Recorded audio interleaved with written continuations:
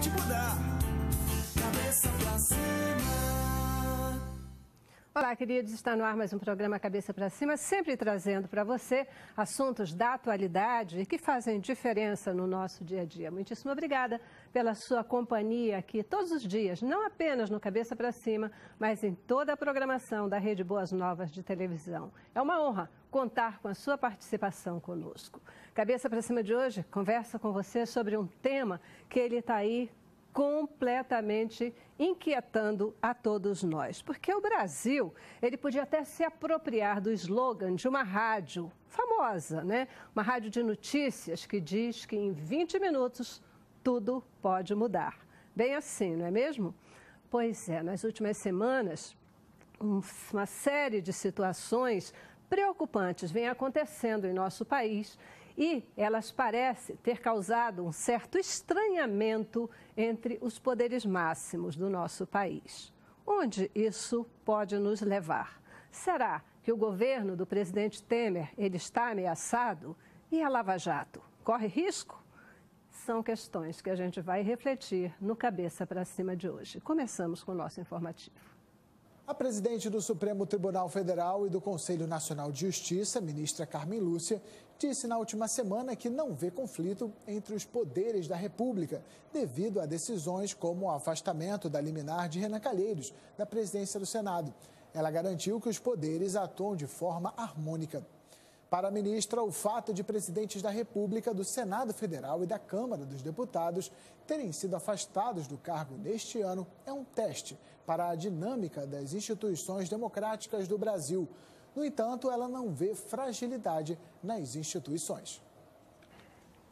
Talvez só a presidente, né, do Supremo não veja aí fragilidade nas instituições. Hoje a gente quer refletir sobre crise entre os poderes. Ela está existindo mesmo? Quais são os sinais dessa existência e onde isso nos leva? Para ajudar na nossa reflexão, tenho a honra de receber aqui no estúdio James Walker, ele que é advogado e presidente da Comissão de Anticorrupção da OAB. Muitíssimo obrigada por colocar tempo para a gente aqui no Cabeça para Cima. Eu que agradeço, Celeste. É sempre muito bom falar para você e para o seu público. Obrigada. E você, presidindo a Comissão de Anticorrupção aí da OAB, é um desafio, né? Principalmente nesse momento, né? Exato. Parece que está dando filhote o tempo É desafiador. todo. Falar de corrupção e de tentativa de combate à corrupção no Brasil é algo desafiador e nós estamos dispostos a enfrentar esse desafio. Verdade, mas nós vamos enfrentar. Juntos. Vamos enfrentar. O Brasil é maior e vai vencer, se Deus quiser, vai vencer, a gente crê nisso. Também conosco, Adílio Jorge. Adílio é professor da UF, que é a Universidade Federal Fluminense, é professor de História e Filosofia da Ciência. Ele também é membro da Academia Brasileira de Filosofia e da Universidade Rose-Croix Internacional. Muitíssimo obrigada por também voltar aqui no Cabeça para Cima. Muito obrigado, que agradeço. É uma honra poder estar aqui de novo e poder discutir sobre um tema tão presente, mas que na verdade talvez não seja tão presente assim na nossa história e na história mesmo, filosoficamente falando, a questão dos três poderes. Verdade, né? Para a gente tentar buscar aí uma ida direta para o tema, né, que nos leva a querer refletir hoje, quer dizer, hoje é essa sensação que a gente tem no Brasil, né, de que os poderes estão se estranhando, né? Legislativo, executivo, judiciário. Quais são os fatores assim que podem indicar? E a gente viu no informativo, né? A ministra diz não tem nada disso, está tudo bem, está tudo tranquilo, mas está mesmo. Ou quais são os sinais desse estranhamento? Celeste, eu vejo que é justamente a ideia contrária, é o vácuo de poder. O Brasil está vivendo um momento de vácuo de poder. Desde o impeachment da ex-presidente Dilma Rousseff, as instituições se movimentaram para ver quem assume o protagonismo institucional no Brasil. Os poderes, eles se colocaram frente a frente e, pelo menos ao meu sentir, para esse primeiro momento, o Poder Executivo está, de certa forma, observando o que vai acontecer com a República, enquanto o Legislativo e o Judiciário empreenderam, isso muito recentemente, um certo enfrentamento. E esse enfrentamento é muito ruim para o Brasil, porque é uma democracia muito nova, é uma democracia muito recente e pode ter certeza que as consequências disso serão ruins a médio e longo prazo, porque justamente as instituições perdem poder na medida em que decisões judiciais não são cumpridas, na medida em que existe um enfrentamento de poderes, a população olha tudo isso com muita desconfiança. E isso é muito ruim para a democracia. Perfeito. Eu quero ouvir o Adílio antes de... Assim, eu vejo que hoje nós temos num primeiro aspecto a questão de... E os poderes, eles são muito midiáticos. Se nós formos imaginar que a coisa de alguns anos atrás, ninguém ia imaginar que ia parar para assistir a TV Senado, a TV da Câmara, por exemplo. Então, hoje é muito fácil evidenciar aquela crise, né, que começa com os homens, que é uma crise dos homens, e que vai para os seus poderes, para as instituições de poder. Agora, eu consigo entender um pouco, por um lado, concordo totalmente com o que o James falou, e consigo também entender a fala, né, da presidente quando ela diz, né, que está tudo, entre aspas, normal. Porque é previsto que um país, uma nação que trabalhe com os 3 poderes, e hoje é uma questão praticamente universal, desde que essa versão filosófica, vamos dizer assim, desde Montesquieu, no século XVIII, isso se tornou institucional, é comum que os poderes entrem, de uma certa maneira, em choque, né? Ou seja, a ideia de você ter 3 poderes é justamente para que você não centralize na mão de uma única pessoa, né, todo o poder. Levaria ao despotismo, ao autoritarismo, etc.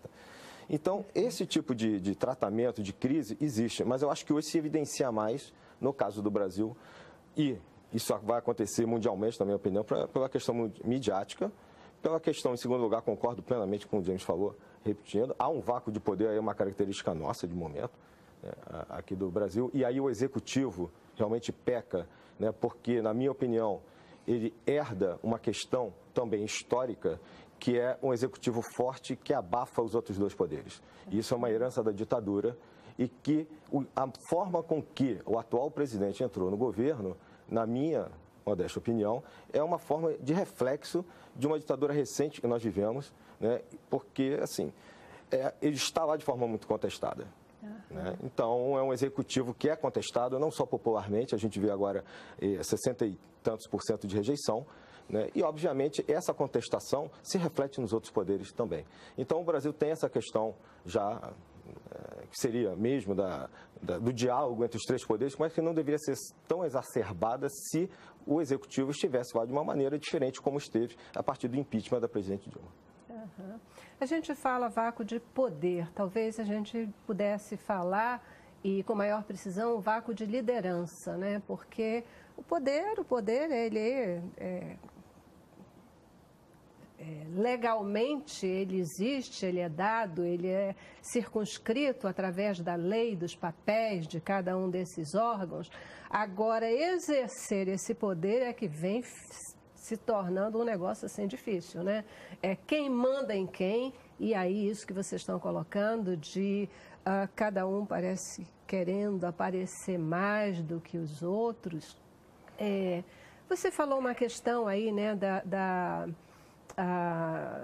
do Senado, da Câmara, dos parlamentares, né, o parlamento de uma forma geral, buscando assumir uma posição de enfrentamento, talvez, das questões.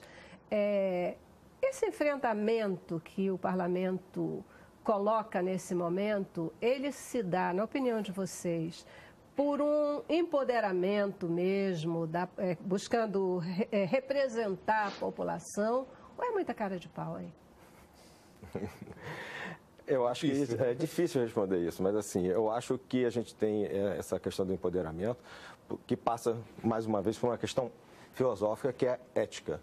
Simplesmente os nossos políticos, e que estão lá na Câmara, e simplesmente à frente dos 3 poderes, vamos fazer só um parênteses aqui, a chefe do Executivo foi retirada, né?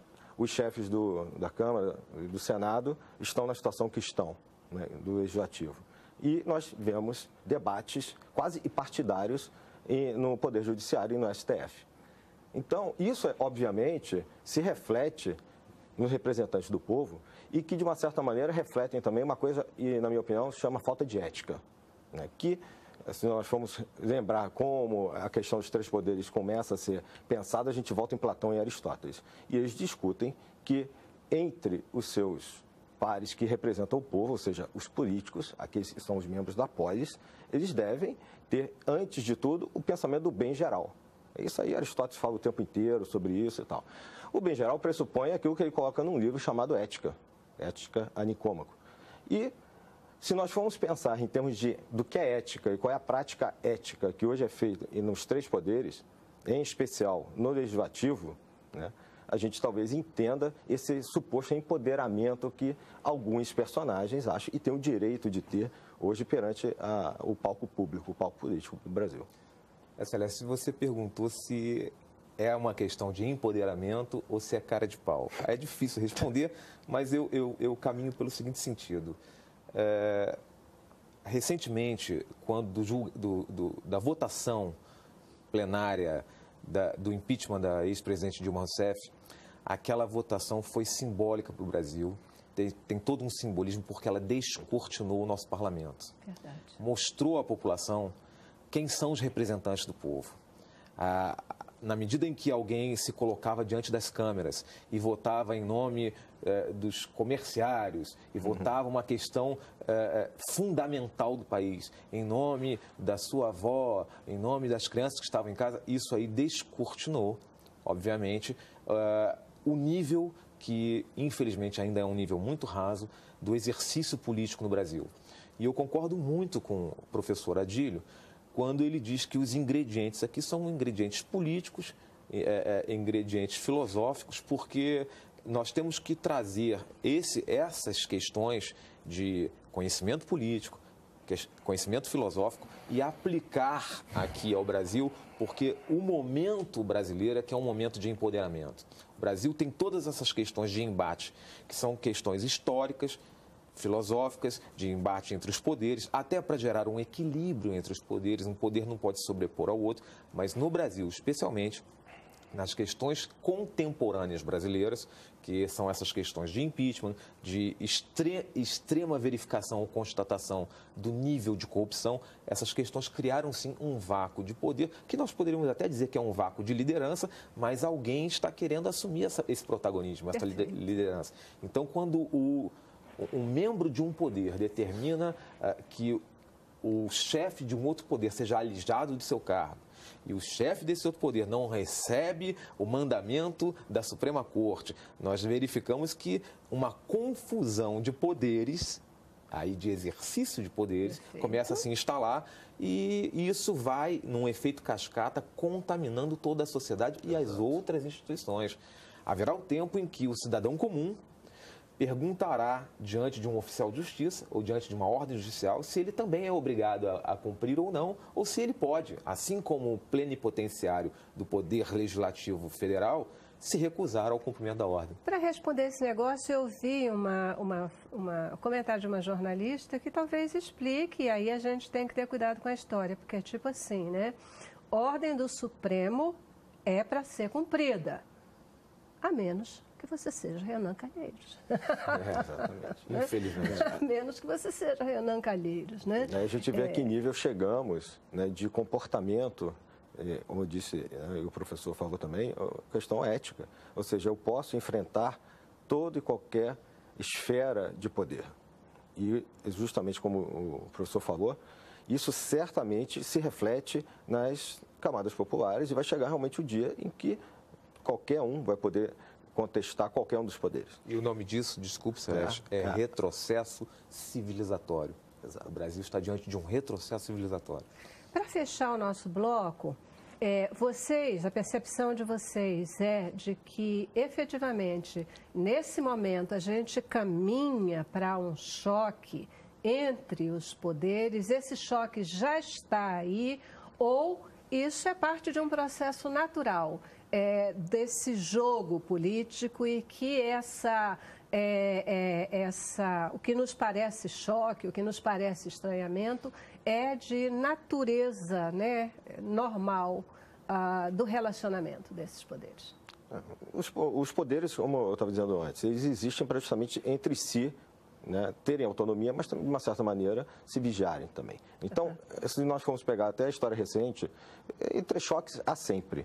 O que nós não podemos é deixar que isso extrapole, que eu acho que é um perigo, né, que é a questão de que um poder, como aconteceu recentemente agora, no domingo, dia 4, use a máquina midiática e leve isso, através da mídia, ao povo, para fazer, por exemplo, passeatas e manifestações contra os outros poderes, como exemplo. Né? Porque aí sim você acaba tornando a mistura de autonomia entre os poderes muito tênue, e o caminho para onde você destrói essa estrutura tripartite é justamente o autoritarismo, ou seja, o próximo passo ou para a anarquia ou para uma ditadura, por exemplo. A passeata, você se refere? Essa de, por exemplo, domingo, da manifestação contra as 10 medidas, ou seja, contra a questão da modificação, de não mexer na Lava Jato, que o Poder Legislativo é um exemplo. O Poder Legislativo acabou modificando um projeto de lei que acabou se transformando numa forma de cercear o judiciário. Mas eu não entendi. Você, na sua opinião, isso foi um movimento, do judiciário para fazer acontecer e não necessariamente uma manifestação popular? Não, eu acho que houve uma manipulação da manifestação popular, na minha opinião. Eu acho que houve uma espécie de mistura de coisas que poderiam ter sido resolvidas entre os três poderes. Por quê? Eu vejo isso dentro da sua pergunta inicial. A partir do momento que isso vai sendo levado para outras camadas da população, eu acho que a instabilidade interna do país vai aumentando e jogando um poder contra o outro. O que não é a ideia de um país, uma nação que seja governada pelos três poderes. Não é a ideia republicana. Não é a ideia. Eu particularmente... É a ideia republicana, para usar uma palavra de ordem. Eu particularmente, eu não acredito e não vislumbro um agravamento de crise institucional, sinceramente. Eu acho que esse último episódio do não cumprimento da decisão do Supremo pelo senador Renan Calheiros, ele gerou ali uma ruptura, e uma ruptura que nos traz algo de benefício, e acabou-se por entender que não há como prosseguir republicanamente com essa crise. Isso é ruim para todos os poderes, enfraquece a todos. Se a perspectiva é empoderar algum, enfraquece a todos. Essa foi a resposta que aquele episódio deu a todos os poderes. Tanto que existe até uma piadinha pronta aí de que as decisões de segunda instância dos tribunais superiores se chamam acórdão. E a grafia mesmo, muda só o acento. Aquilo ali foi um acordão. Né? Eu não cumpro daí, você não manda mais para cá. Não mande mais para cá, que eu também não cumpro daqui. E aquilo foi um acordão. Agora, é perigoso manipular o poder dessa forma, porque isso vai contaminando a níveis mais baixos.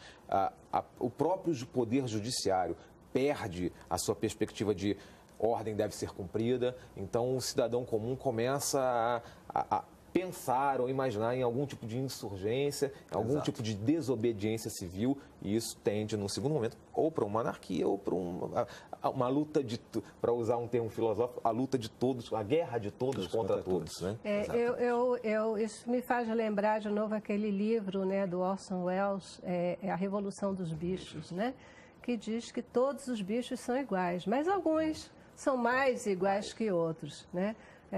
Que time que a gente está? Nos porcos ou... Exatamente. Onde será que a gente está, né? O Renan, com certeza, está no time dos porcos, né? Do comando desse momento, mais iguais que outros. Eu já preciso ir para o intervalo, vou fazer a nossa primeira paradinha, queria voltar com vocês e a gente vai aprofundar a nossa conversa considerando aí, por exemplo, a última pesquisa que saiu, que mostra o Temer perdendo credibilidade, né? Essa questão toda, um momento da economia também, o Brasil, o pessoal descrendo na economia, a Lava Jato aí estourando, né? Delações premiadas, estourando, mostrando a grande maioria dos políticos comprometidos. Como é que vocês veem isso nesse momento político? Que risco que isso traz, por exemplo, ao governo Temer? Ele pode também cair ou ele chega ao final do mandato? Intervalo. Cabeça pra cima. Cabeça pra cima. Hoje a gente aqui com especialistas buscando entender um pouquinho mais desse momento do nosso país, onde tudo muda a cada 20 minutos, né, com novidades, com surpresas ainda. Quando a gente pensa que nada mais pode nos surpreender, novas surpresas aparecem e a gente fica meio estarrecido com esse país, né? Para onde a gente está indo? Para onde a gente está caminhando? no Brasil. Antes da gente pegar esse gancho, só voltando aí um ponto, né, que a gente está falando da questão dos poderes, desse estranhamento total, Renan peitando o Supremo Tribunal e efetivamente o Legislativo, o Supremo, ele sai enfraquecido nessa história toda. Para mim tem uma questão interessante nessa história toda, é que um ministro tenta sozinho colocar uma decisão, quer dizer, não consulta os outros, coloca uma decisão, mas depois no colegiado essa questão muda. Também é bacana porque isso mostra que ninguém isoladamente está detendo esse poder, não é? Mas como fica? Quem perdeu nessa história toda? Primeiro perdeu a democracia brasileira, sobretudo a democracia brasileira. O que eu assisto reiteradamente nos noticiários, nos estudos, pesquisas, investigações, é a nossa Constituição sendo violada. A Constituição da República ela não vale mais enquanto norma fundamental do Brasil. Isso tem muito a ver com o nosso sistema de direito, nosso sistema de justiça. A base do direito brasileiro é a civil law, que é o sistema romano-germânico, que é o direito positivo, o direito que está escrito. Então, nós temos que seguir no Brasil o direito escrito. Nós estamos num momento de transição desse direito. Está ocorrendo no Brasil uma espécie de comunalização. O direito a partir das decisões, do Tribunal Máximo do país. Então, o Tribunal Máximo do país, que é o Tribunal Constitucional, que é a Suprema Corte, tenta ditar as normas se sobrepondo à própria Constituição, ou seja, entende que as decisões dele, Supremo, se colocam acima, num patamar superior à própria Constituição. Isso é muito perigoso num país que tem um sistema da civil law como o Brasil. Então, isso é uma espécie de comunalização do nosso direito. E nesse último episódio, me parece que o Poder Judiciário, a Suprema Corte são muito enfraquecida, porque o Brasil assistiu à derrocada de uma decisão de um ministro que não foi cumprida, não foi acatada.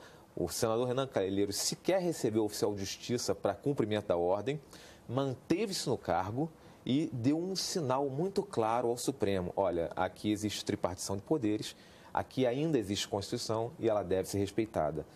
Me parece que foi muito ruim para o Supremo, mas, num segundo momento, isso é muito ruim para o Brasil como um todo, porque, como eu disse anteriormente, isso é ruim para a democracia. É porque fica também um sentimento para o povo, né, para a gente, criaturas normais, de que, de fato,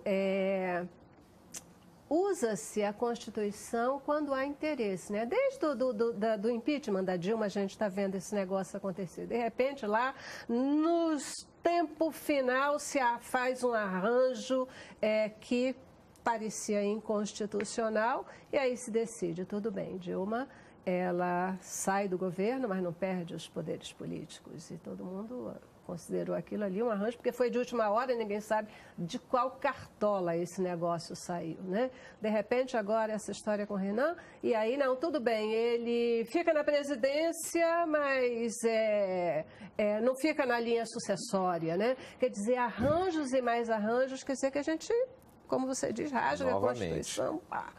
Novamente, uma decisão se sobrepondo ao direito escrito que está na Constituição. Exatamente. Isso aí é muito perigoso. É muito perigoso para o que vem depois ou para o que vai sobrar da nossa democracia após esse período de Lava Jato, após esse período de reacomodação institucional do Brasil. Isso é muito perigoso. Eu acredito que um dos motivos disso tenha sido uma certa mania que o Brasil adquiriu da década de 90 para cá, principalmente, de medidas que um poder faz que acaba tentando cercear o outro poder. Então, medidas provisórias do Executivo, né? CPIs do Legislativo constantes o tempo inteiro, né? Ações diretas que são, né, do Judiciário sobre os outros. Essa constância, que eu acho que é muito grande no nosso país, leva a uma constante interferência ou impressão, para quem está de fora, meros mortais como nós, de que, literalmente, o poder está sempre tentando interferir ou barrar o outro. Até que aparece um que numa desobediência civil diz eu não vou fazer, o que leva ao caos, justamente. Eu acho que o Brasil ele tem que se conscientizar intrapoderes de que isso não são normas, são possibilidades, PECs, medidas provisórias, CPIs, mas que devem ser feitas com uma certa cautela.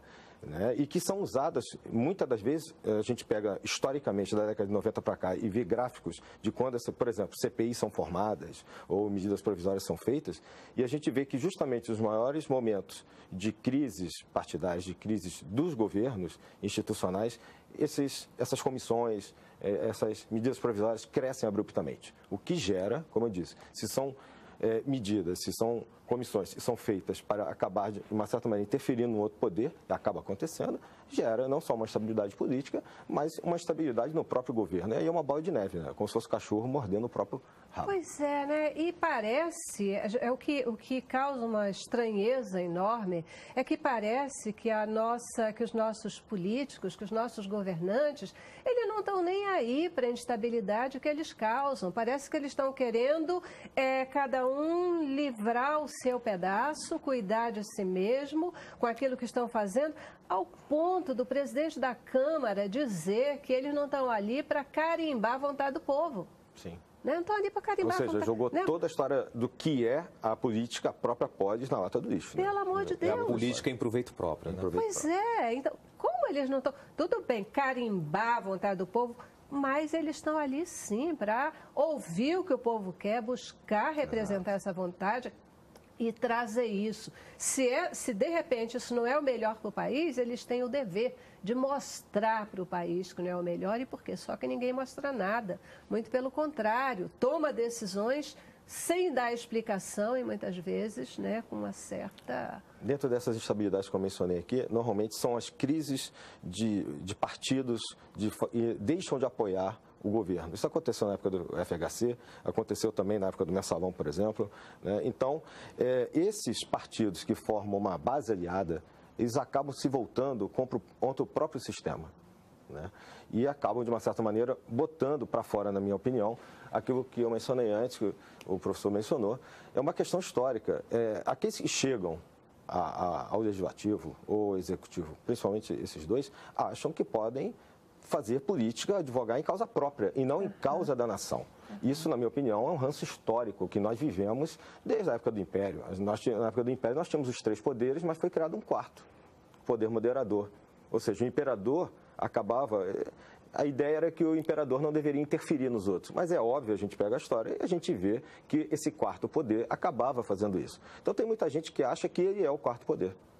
Hoje em dia. É verdade, é verdade. E como é que vocês estão vendo a situação do Temer? Economia fragilizada, economia não caminhando, a gente parece que não vê perspectiva de evolução, popularidade do Temer caindo, uma confusão danada aí, né? Em todos os ministérios, esse estouro da delação premiada. Qual é o risco?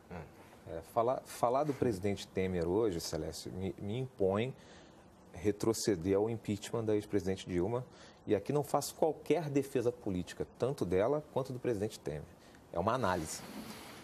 Eu vejo hoje muito mais elementos para um impeachment do Temer do que nós víamos antes para o impeachment da Dilma. Se houve efetivamente um impeachment da Dilma, foi com muito menos elementos do que existem hoje para o impeachment do presidente Temer. Por outro lado, o Brasil ele se acostumou equivocadamente a não cumprir o que é um mandamento democrático. A única forma de se deslegitimar um poder ou um representante é pela mesma forma que ele foi legitimado. Ou seja, se nós levamos um governante ao poder através do sufrágio universal, através do voto, nós temos que retirar esse governante através do voto, através da vontade do povo. Esse é o caminho correto numa democracia. Essa é até uma lição do professor Canutilho, catedrático da Universidade de Coimbra.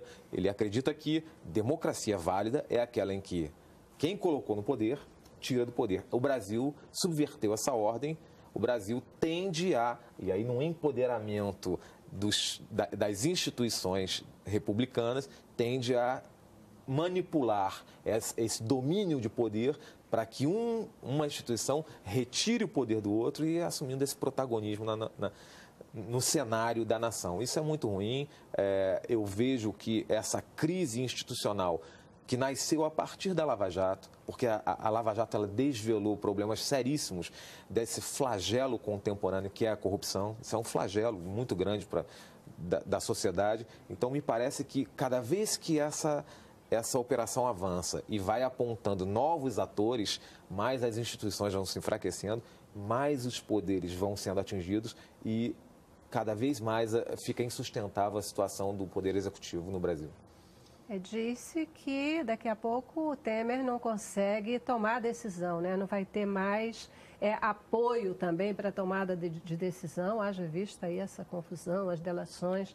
Ele cairia no mesmo sistema que Dilma já estava, porque... Essa última delação contaminou todo o Ministério e todas as pessoas próximas. Todas as pessoas próximas ao presidente Temer, inclusive ele, foram mencionadas na última delação, com seus nomes e seus respectivos codinomes, né? O que foi até, seria cômico se não fosse trágico, mas estão todos lá, né? Tem até deputado se insurgindo ao fato de ter sido chamado de todo feio, ele não aceita o nome todo feio. Isso é ruim. Menino, você sabe que tem uma questão assim, aqui nesse meio de radiodifusão, tem um negócio muito interessante, porque a rapaziada... Acho que para mulher eu não tenho visto isso não, mas os meninos, os homens, grande maioria deles tem apelido, sabe? E então é assim, é o bebê, é o roscão, é o isso, é aquilo. E a gente, se você chamar pelo nome, às vezes eles nem atendem, porque já se acostumaram muito com o apelido. E eu sempre fico constrangida com esse negócio. Agora eu estou vendo que é moda, isso também, parece que é histórico também. Na verdade, isso é uma questão que é um pouco também midiática, por isso que eu mencionei isso antes, porque ninguém vai querer acreditar que essa corrupção existe de 5, 10 anos para cá. Isso é endêmico nosso, isso aí é histórico, justamente. Mas que ela explodiu nesses últimos anos, ela criou raízes, ela se tornou uma coisa monumental, isso a gente não tem dúvida. Eu acho que a democracia, nesse aspecto, se fortaleceu, porque hoje permite-se a evidência desse enraizamento. Coisa que, por exemplo, se nós formos voltar 40, 50 anos atrás, muito se falava de coisas parecidas, mas como nós poderíamos chegar a apurar isso se nós tínhamos um executivo muito forte? Então, acho que isso é positivo, acaba sendo positivo. O problema é que passa, né, para outras camadas. Não, agora nós vivemos num caos total. Não, isso faz parte do processo democrático, né? Mas como o professor colocou, obviamente, né, aí voltando à sua pergunta, a questão do Temer, eu acho que o governo deveria se conscientizar, né, de que ele não pode levar o país a uma anarquia completa. Ele chega ao final do mandato, na sua opinião? Na minha opinião, não. Até porque ele não é legitimado, né, por uma questão básica, que é ética. Nós sabíamos desde o início que todo o ministério dele estava envolvido nisso. Essas devassões recentes, já haviam outras devassões, mencionando o ministro, tanto que eles estão caindo um por um. Né? Então, na minha opinião... A gente entende muito essa questão de que as coisas têm aparecido mais, né? E aí a gente vai percebendo o tamanho do rombo, né? Que está aí no Brasil. Eu, particularmente, não acho que isso seja... Também estou dizendo que foi isso que você disse, mas se foi, é uma coisa da minha opinião, de que não acho que seja mérito do último governo. Não acho que é mérito da Dilma, acho que muito tempo ela quis tomar para ela o mérito de dizer, não, mas no meu governo está aparecendo, vocês estão sabendo porque a gente está deixando aparecer. Eu acho que não teve nenhum mérito dela. Não foi isso que eu quis dizer, não. Tanto que eu já fiz a ressalva. Já fiz a ressalva. Só para também era deixar isso claro. Aparecer era inevitável. Não tinha como não aparecer. Era inevitável. E se, na verdade, isso continuasse acontecendo, mas o Brasil continuasse crescendo, talvez a gente não fosse perceber, fosse muito difícil aparecer. Mas na hora que tem todo esse rombo e a sociedade, o Brasil está descendo ladeira abaixo, aí fica. A Petrobras, meu Deus do céu, quem te viu e quem te vê, né? É absolutamente desastroso, uma pena. Eu já preciso para o intervalo de novo, vou para o intervalo e volto para o próximo bloco. E aí eu queria também ouvir a opinião de vocês sobre a Lava Jato. Né? Ela corre risco? Será que a Lava Jato está chegando no seu final? Será interrompida por falta de condições de caminhar? Será que alguém consegue abafar a Lava Jato? Vamos para o intervalo. Cabeça pra cima, cabeça pra cima. Eu estava vendo uma frase no Facebook, acho que foi semana passada, que dizia assim: manda quem pode, obedece quem tem juízes. É duro, né? É duro, né? E preocupante. É assim, Mas parece que é meio que está acontecendo aqui no nosso país. O que vocês acham? Atitude da Câmara e do Congresso, né? Aí, nesse último momento, em relação às 10 medidas da corrupção, contra a corrupção, foi uma tentativa de barrar a Lava Jato, na opinião de vocês? Eu penso, assim, eu acho que sim, né? Me dá a impressão que dá, né? É engraçado, a gente está vivendo um momento tão instável, tão estranho, que é até difícil afirmar coisas, né? Será que o governo termina, talvez? Será que foi? Tudo indica, né, que pelos cortes que foram feitos, que a tentativa é, mais uma vez, o Legislativo bater de frente com o Judiciário, então vamos cerceá-los e dar o golpe, ou seja, nós vamos vigiá-los. Né? Então, obviamente, foi algo totalmente mal feito dentro daquela declaração que o Rodrigo Maia deu, e ter sido feita na calada da noite, né, num momento trágico para o país, né? Se não me engano, foi na mesma semana em que houve o acidente com a Chapecoense.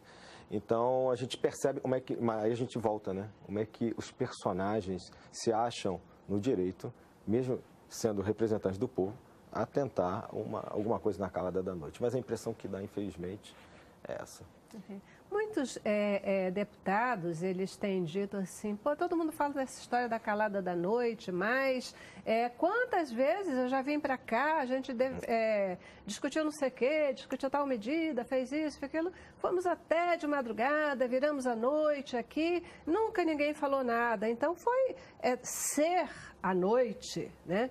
Foi dentro da normalidade dos trabalhos da Câmara. Não existiu nenhuma tentativa de nada de se fazer na calada. É interessante que a Câmara, quando tem que arquivar determinados projetos que são de interesse popular, ficam anos ou décadas arquivados, não tem problema. Mas quando tem que votar determinada coisa que é do seu interesse, seja de madrugada ou sejam 3 sessões no mesmo dia, não sei. Né? Então, como aconteceu com a questão do impeachment. Incrível. Né? Não, mas 3 sessões agora para aprovar, para ganhar tempo para aprovar o teto de gastos. Exatamente. Meu Deus!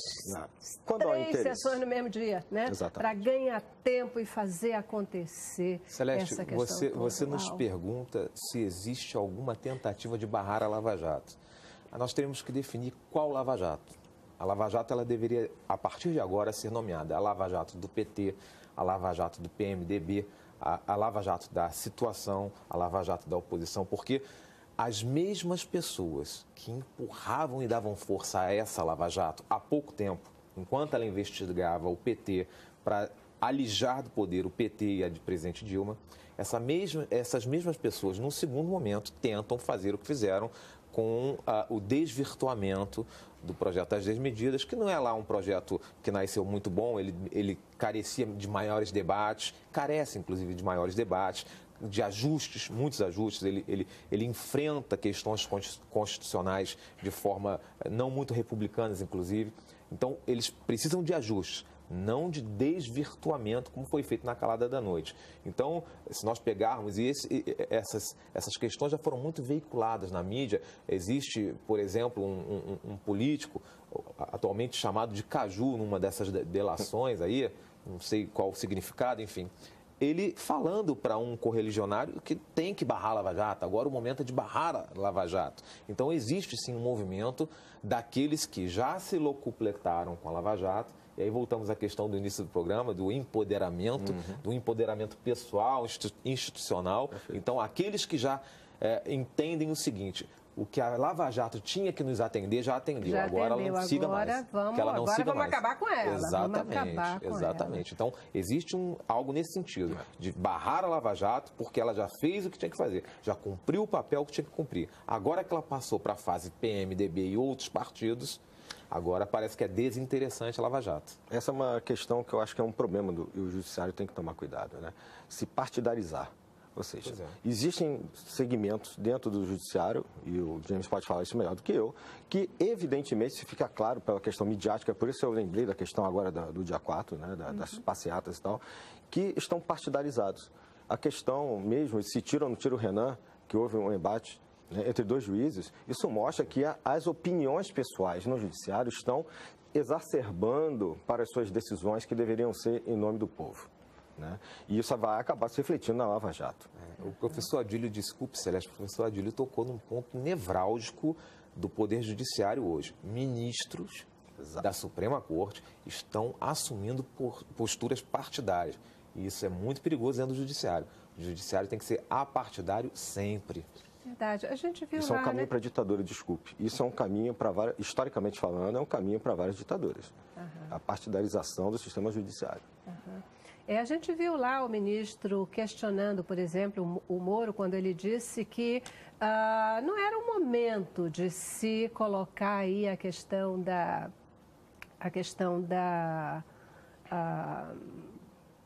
do judiciário, né? Desculpem, me fugiu agora. Caramba. Das 10 medidas, da questão das 10 medidas, não. Não, das medidas, mas a questão de que foi o grande problema, né, de bloqueio do judiciário. Mas não era o tempo, o Moro levantou de que não era o tempo de se discutir essa questão. E o ministro, acho que foi o Gilmar, que foi para dizer que não é o tempo de se discutir exato. qualquer medida. Todo o tempo é tempo. Por que o tempo não é agora? O que vocês acham? É tempo ou não é tempo de se discutir essa questão de poder limitar o judiciário, como foi a proposta colocada? Depende do olhar, né? Para o olhar do legislativo, o tempo é o tempo de barrar todas as medidas que possam, num segundo momento, gerar um enfrentamento. Então, como a fase PT já passou, como hoje agora é um segundo momento, uma segunda fase da Lava Jato, de buscar quem ficou no pós-PT, e esse momento é um momento de pós-democracia mesmo, é o que nós estamos assistindo. Então, para quem está desse lado, para quem tem esse olhar, tá bom, já deu a Lava Jato e não é o momento de discutir certas questões. Para quem entende que ainda há muito a ser alcançado, que essa limpeza demanda muito mais detergente social, né, muito mais detergente institucional, para nós lavarmos muito mais o Brasil, muito mais do que já foi lavado até aqui, é um momento de enfrentamento de todas as questões. Acho que é um momento próprio, é um momento oportuno para nós enfrentarmos questões que são históricas, que ficaram dormitando por muito tempo. E isso tem muito a ver com a mídia também. Tudo isso que nós estamos falando aqui, Exatamente. todas essas questões que nós estamos visualizando, enfrentando, tem a ver com o Facebook, tem a ver com as redes sociais, tem a ver com uma redemocratização das mídias, né? Tem a ver com a possibilidade de não mais termos uma proposta de televisão centralizada no Brasil. Essa descentralização foi muito boa à nação, foi muito boa à nossa democracia. Então, eu entendo que naquele princípio de embate ali entre o ministro Gilmar Mendes e o juiz federal Sérgio Moro, prevalece nesse aspecto a ideia de que não é para se afastar nenhuma discussão. Todas as discussões nesse momento são frutíferas, são boas para a democracia, e a democracia do Brasil tende a se fortalecer. Uma imagem emblemática, né? Quando a gente vê ali no Senado, no Parlamento, um ministro do Supremo, presidente do Senado e um juiz de primeira instância, né? Como é que vocês veem qual é o olhar de vocês para essa? Em tese, deveria ser um olhar positivo. A gente tem ali os poderes, né, conversando, dialogando e tal. O que me causa... Não usual, né? Não usual, né? Mas, em tese, eu acho que, num primeiro momento, uma visão assim muito superficial, deveria ser um reflexo da democracia. O que me causa um pouco de estranhamento, se você olha, né, mais profundamente, que está dentro do que o James falou também, é que você percebe que as pessoas começam a trocar em suas posições dentro dos poderes, né, suas funções, suas influências, para interesses que não são os interesses ou da Lava Jato ou do próprio país. E esse, na minha opinião, é um problema que a Lava Jato vai enfrentar. Ela vai tomando um tamanho tão grande, né, como às vezes os problemas no país vão se transformando num elefante branco, uma coisa tão pesada, que acaba sendo difícil de ser gerida e não se partidarizando. Essa é uma questão que me causa um pouco de preocupação. Essa cena, essa foto que você acaba de descrever, Celeste, um ministro, né, um chefe de um poder e um juiz de primeira instância, isso é sintomático, porque a Lava Jato... Primeiro, tem uma questão histórica, né? O Brasil é carente de heróis, né? Nós não temos o Capitão América, nem o Homem de Ferro, então surge alguém com essa característica, quase messiânica. Surge alguém com essa perspectiva. Então, essa é uma primeira colocação. Segundo, que a Lava Jato ela ganhou ares institucionais. É quase um poder. Hoje, para qualquer questão, o brasileiro chama a Lava Jato ou chama o juiz Sérgio Moro. Para qualquer questão. Mas, para muito além disso, isso representa o seguinte, na minha perspectiva, que essa Operação Lava Jato ela cresceu para muito além dos poderes constituídos aí, dos poderes da República. Porque hoje ela tem o poder, a Operação Lava Jato, de desconstituir poderes da República, que é o que vai acontecer muito em breve. Pois é, mas na verdade, pelo trabalho que vem sendo realizado e pela coragem de um cara como o Sérgio Moro, que representa, não é ele sozinho, né? Tem várias outras pessoas trabalhando com ele, que têm tido a mesma coragem, mas é a coragem dele de verdade, de peitar, de trazer à tona. Claro que a gente tem que buscar esse super-herói, né? Porque parece que é a única pessoa que está se importando com o Brasil. Parece, não é que seja, mas até parece que é a única pessoa que está se importando com o Brasil, de fazendo um esforço aí de trazer à tona. A gente fala Lava Jato, mas na verdade não é a única operação que está aí, são várias outras. Só que eu acho que essa toma uma força, até pelo nome, como você falou, né? Lavando o Brasil, passando o Brasil a limpo e nos trazendo uma esperança de sair do outro lado ainda um Brasil melhor, porque nós não somos esse país que está pintado nesse momento. Com certeza. E não, a gente sabe que 95% da população brasileira, qualquer cidade, é íntegra. A menor parte, a menor parcela é fraudulenta. Nós não podemos cair na esparrela de achar que todo o povo brasileiro, todo o país, é o que são esses corruptos. Agora, só gostaria de chamar a atenção, dentro dessa imagem do Moro, que se nós formos olhar, por exemplo, a história da Alemanha, entre 1931 e 1933, quando em 1933 o Partido Nazista toma o poder na Alemanha, a opinião que se tinha do chanceler e daquele personagem chamado Adolf Hitler era exatamente a mesma que nós temos hoje do Moro. Então, acho que a gente, não estou dizendo que isso vai acontecer, mas várias vezes na história isso se repetiu. Acho que a gente não pode colocar o símbolo da Lava Jato num rosto. Eu acho que ela não tem que ter rosto. É uma questão que, na minha visão, se tivesse caído na mão de qualquer juiz com princípios éticos republicanos, deveria fazer o que ele está fazendo.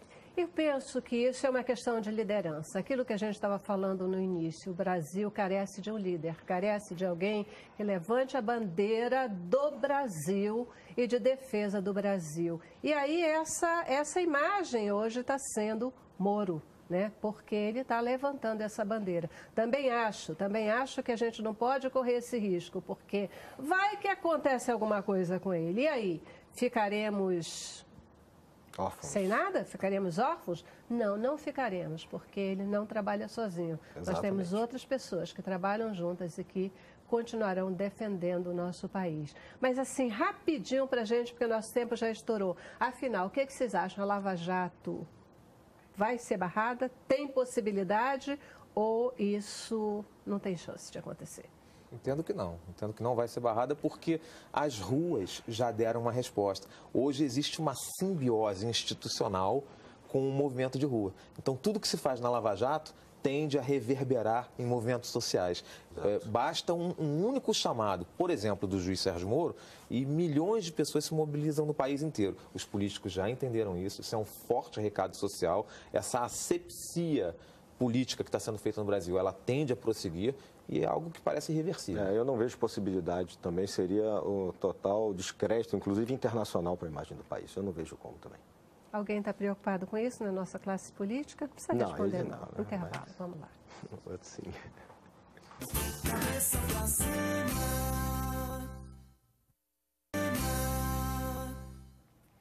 Hoje, tentando entender um pouco o momento do nosso país aqui, numa boa conversa com nossos especialistas. Gente, muitíssimo obrigada pela possibilidade de reflexão, né, aqui no programa de hoje. Obrigada mesmo. Seus comentários finais e despedida, esperança para a gente. Bom, eu realmente sou assim, otimista. Eu acredito que essa suposta crise faz parte do contexto dos poderes, do contexto democrático. Acho que o país vai sair disso. Acho que faz parte do nosso caminho. E espero que realmente que os políticos entendam uma passagem que eu gosto muito, que é de São Paulo, que está na primeira carta aos Coríntios, que diz mais ou menos assim: tudo me é possível ou me é permitido, mas nem tudo me convém. Todas as coisas são lícitas, mas nem todas me convêm. Então, a primeira carta aos Coríntios, se não me engano, o capítulo 6. Então, eu acho que desde o nosso presidente atual, né, até os nossos políticos, são os personagens que a gente discute. Lembrarem disso, acho que a gente tem rapidamente chance de sair dessa situação. Amém. Celeste, eu não vou nem até a Bíblia, porque seria muito para os nossos políticos. Eu me contento que eles cumpram a Constituição. Se cumprirem a Constituição, a Bíblia seria muito pedir para esses políticos que aí estão, mas se cumprirem a Constituição, já sou muito feliz e eu tenho muita certeza, eu sou muito otimista como professor Adílio, de que nós vamos virar essa crise com uma democracia mais forte, com uma democracia mais reluzente, e a nossa democracia vai fazer essa transição de ser uma democracia recente para uma democracia que já superou problemas como esse de agora. É um prazer sempre falar para você e seu público aqui do Cabeça para Cima, é muito bom. Brigadíssima mesmo, mas deixa eu te falar uma coisa, se cumprirem a Bíblia, a Constituição sai na urina. É verdade. Entendeu? Porque com certeza sairá. Muitíssimo obrigada pela presença de vocês, obrigada a vocês que estão aí em casa também, participaram conosco, e a gente vai terminar o programa com Caprini cantando aqui pra gente ao vivo. Boa música encerrando o programa. Paz para vocês e é contigo. Obrigada pela sua presença aqui conosco. Prazer nosso. Obrigado a você também. Canta pra gente. Um lugar pra ficar bem entre você, que faz o meu dia nascer. Melhor do que eu mereço, fui marcado, tô ligado na videira verdadeira. Foi o Senhor que me comprou e lavou minha alma inteira. E nesse amor o laço se quebrou e eu escapei com vida. E eu escapei com vida. E quando me perguntam como é que estou, eu vou melhor do que eu mereço. Eu vou melhor do que eu mereço. Eu vou melhor do que eu mereço.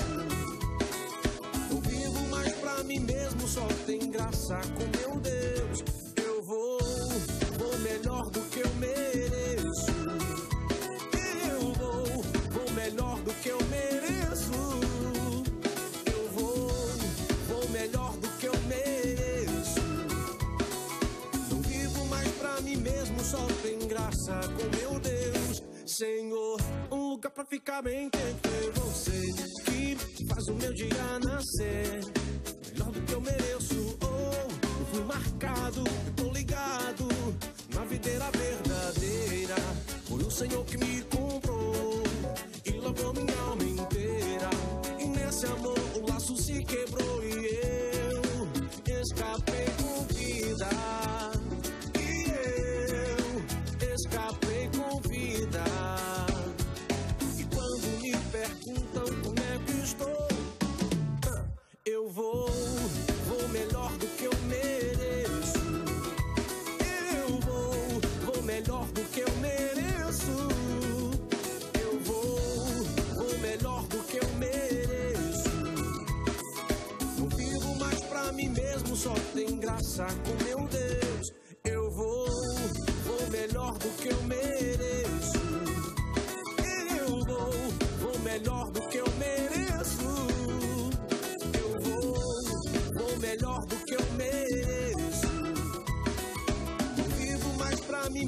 só tem graça com meu Deus.